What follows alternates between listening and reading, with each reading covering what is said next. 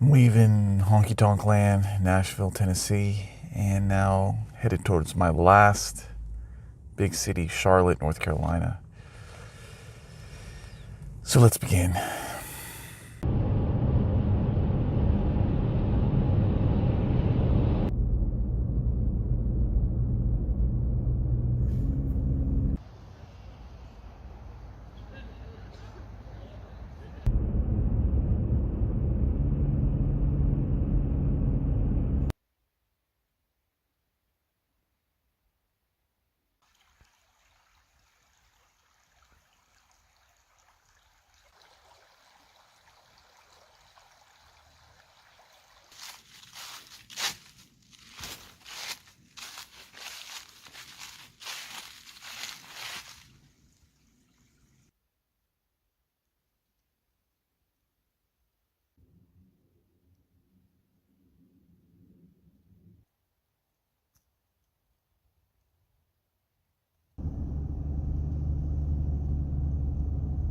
Thank you.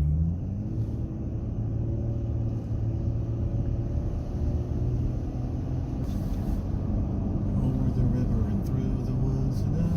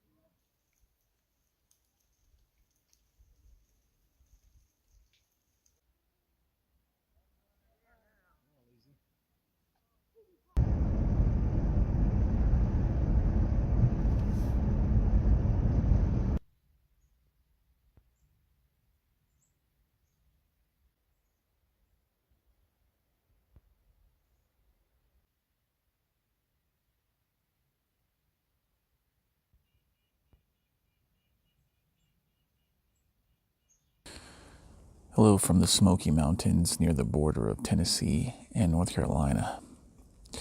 I'm in a spooky forest right now.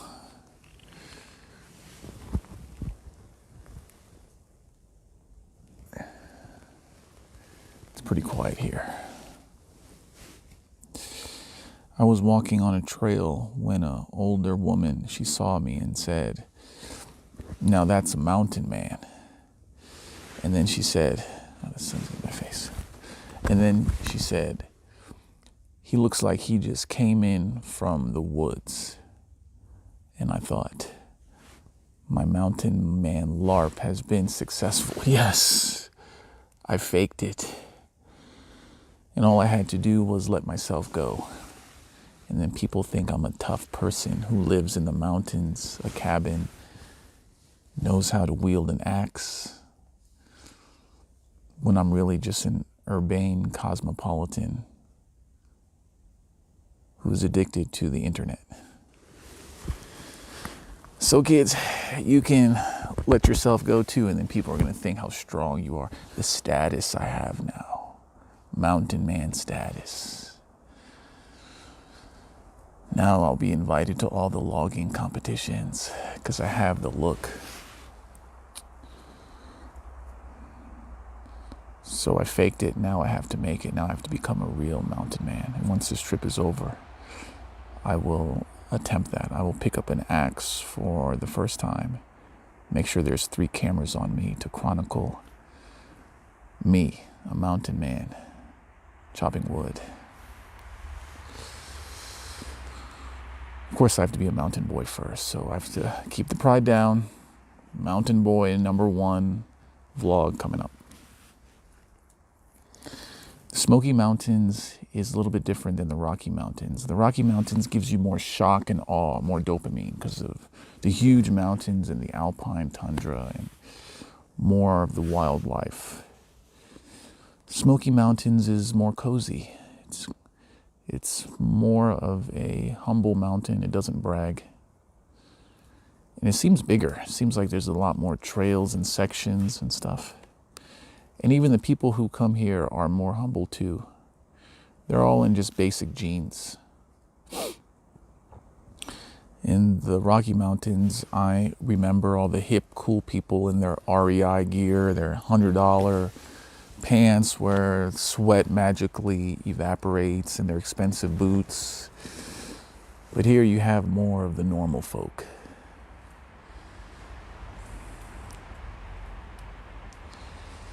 Here it's more of, I want to start a campfire and make some s'mores. But in the Rocky Mountains, I wanted to buy some rope and climb a mountain, more extreme activity. So I would say that's the difference, but they're both great. I was walking on a trail here where a young man, he came up to me. He said, "What are you doing here in these parts?" I recognized that tone. I said, "What is your name?" And he said, "It's Seabass. What's yours?" And I said, "Roosh Bass." And we had a moment, we embraced. Long story short, he is a teenager. He got kicked out of his mom's house. And he is on his own. And I said, "Well, I'm going home now. And I can take care of you, and my mom can take care of you. Would you like me to adopt you?" And he said yes. So I'd like you to meet the newest member of the brood, Seabass. Yeah, Seabass is a black bear. He looks lovable and cuddly, but he is a serious killer. Just like Arnold is. I hope Seabass doesn't eat my brood in the back seat, but he's coming home now. That's right. Good old Seabass. Turns out that I thought Seabass was my nemesis, my enemy, but I was wrong. All that anger and wrath for nothing. He's actually my son, and I will take care of him like he came out of my own loins. So Smoky Mountains is my 11th national park. And this one is actually free, which was cool. You don't have to pay, even though I have one of those cards. So I'm all parked out. I mean, I forced myself to explore this park, but really I just want to sit down in a room for days. But I did scope it out because it's pretty close to Washington, D.C., so maybe next summer I can come alone, part of no tour events or anything, and just enjoy the park without having to be on a timeline. So that's all from the Smoky Mountains. Now I go into North Carolina.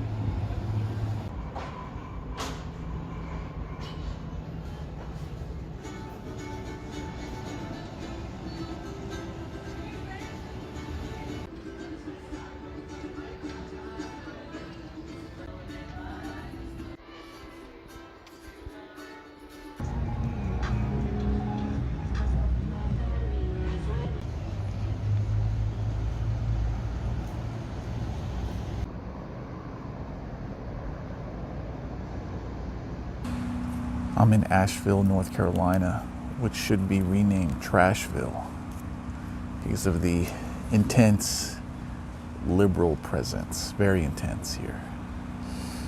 I went to the homeless shelter, also known as the public library. Even the non-homeless, you can tell they were really all paused up, green hair, even the older people. The older people look like these aging hippies. A lot of them were obviously gay.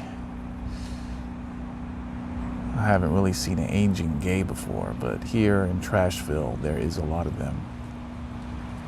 When you go out on the main street, all the shops have these, all are welcome here, refugees welcome. Yeah, the Somalis are going to keep us in business. We're going to shame you for your beliefs, for a type of consumer that will not buy our cool candles and earthenware junk.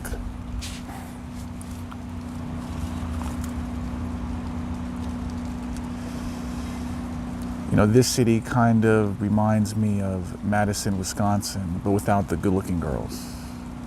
Like Lancaster, Pennsylvania, but without the Amish. Like Austin, Texas, but smaller and without the doo-doo on the streets. So it's just this copy and paste. Once things go wrong, it goes wrong in the same way.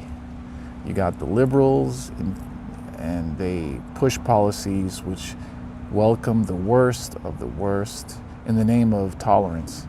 So you have homeless everywhere. They're sleeping on benches. It sucks. It sucks. I mean, this place sucks. That's all I can say. Earlier in my trip, I could maybe endure it a bit better, but now I'm just tired of it. I'm just tired of the same kind of evil brought upon by the same kind of people. And even if you move away from a city like this, you go to a more conservative city, such as you leave North Carolina, go to South Carolina instead, it's just going to follow you because it's all controlled by the same spider up top. So yeah, he hasn't corrupted your city, county, state yet, but he will. So yeah, go run to Idaho, Montana, West Virginia, sweet home country roads, but it's just going to follow you there. Now, I'm not saying you should move to a blue state, but you're not going to find heaven here. Go anywhere you want on this earth, you're going to find problems. You're going to find evil. Nope, heaven will not happen here. You can't find it. You can't save yourself. You can't protect yourself from all of the harm. Some of it you will have to face. And I'm ready to face that, but I'm not going to face it here in Trashville.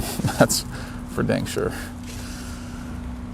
I'll go in the country somewhere and face the opioid epidemic, poverty, neighbors high on meth or something. So, no. We're kind of doomed, but just choose carefully where you want to live. At least pick somewhere that has problems you can deal with, that caters to your own strengths, to the gifts that God gives you. Don't pick a place where you're just disgusted, like here. Just, no, this place isn't good. So now I move to Charlotte next. Inglés supermarket, Spanish owned. Take exit 1D.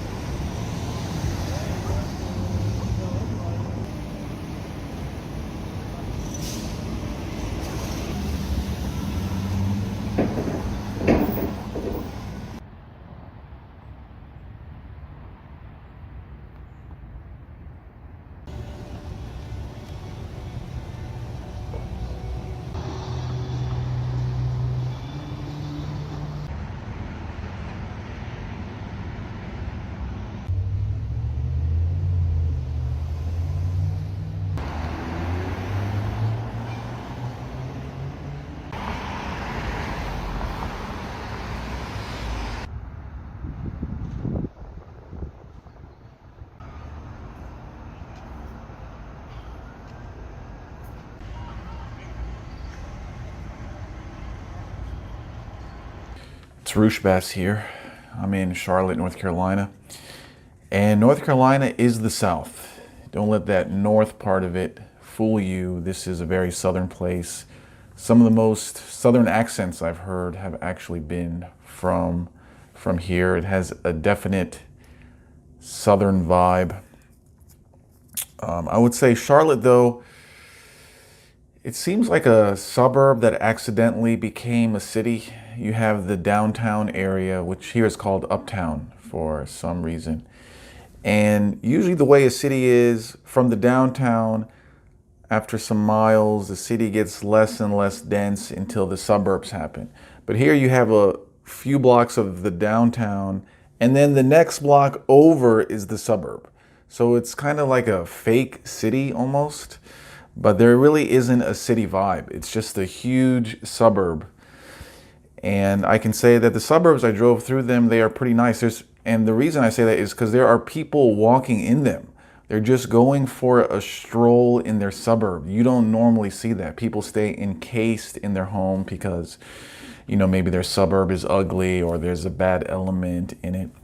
But some people I've talked to said that there's a flood of people coming to Charlotte for the jobs. A lot of these people are coming from the Northeast, so they're bringing, guess what, their big city habits, and the character of this city is changing. It's not going to be the South for long, at least in Charlotte, because this state is about to turn blue, just like Virginia, one state up north. This state is about to turn blue. Yes, it's going to be a Democratic state very soon because of all the people coming to Charlotte. And that is a shame, but hey, we've heard this story time and time again, so nothing is new there. So what else happened? Well, my last event is, and if you're wondering why I have to look so close at the piece of paper of my notes, it's because my contacts are not in. So my last event is complete. 23 speaking events are finished. And I feel pretty good. I feel pretty good that it's done. I don't want to pat myself on the back too much. This is not glory for me, but glory for God because He allowed me to do this. And I'll have more to share about that in the next episode. But one thing I can tell you is that during the talk, I went blank a few times. Just physically, I was exhausted. And I'm speaking in front of, there was about 30 people. I'm speaking and my mind just goes blank. I don't know where I am in the talk. I have to look at my notes and backtrack. Where am I? And this going blank happened before, but not so many times in one talk. So that kind of told me that, hey, you hit your limit. And after the talk was done, and I'm very thankful of the crowd, they were very great. After that, I went to my car and I sat down and I got a little emotional because, this was a tough trip, and it was, I would say, the hardest trip that I have ever done. And the funny thing is, afterwards, I could hardly walk. I felt like I needed a cane to walk. And now I felt like God was removing his power, his help, to see what my human power was. And my innate human power is so feeble. I'm so weak. I'm just a creature. So God wanted to show me how much help he was giving me. And I know that he was giving me, because I know my body. I have a constitution that is fragile. No way I could normally do this on my own power, but on God power, I definitely could do it.